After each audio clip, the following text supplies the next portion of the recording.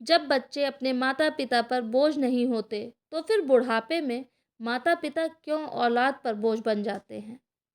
एक बार एक बेटा अपने बूढ़े और कमजोर पिता को कंधे पर बिठाकर नदी की ओर जा रहा था।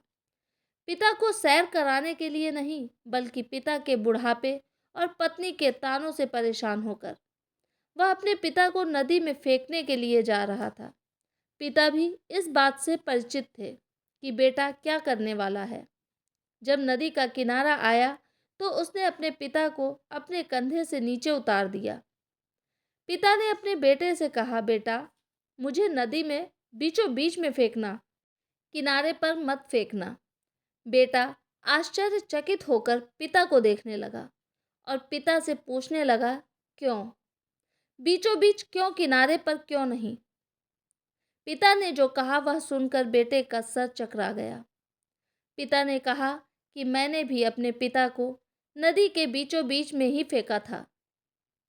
इतना सुनते ही बेटा रो पड़ा और अपने पिता को फिर से कंधे पर बिठाकर अपने घर की ओर चल पड़ा कि मेरे पिता ने अपने पिता को नदी में फेंका था, इसलिए मैं भी उनको नदी में फेंकने के लिए आ गया।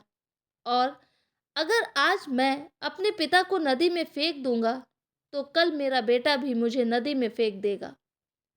कहानी काल्पनिक जरूर है, लेकिन शिक्षाप्रद है कि हम जैसा बीज बोएंगे वैसा ही फल काटेंगे। जैसी करनी वैसी भरनी। माता पिता बोझ नहीं होते, बल्कि बच्चे उन्हें बोझ समझते हैं। माता पिता की आज्ञा का पालन करें और उनकी खूब सेवा करें।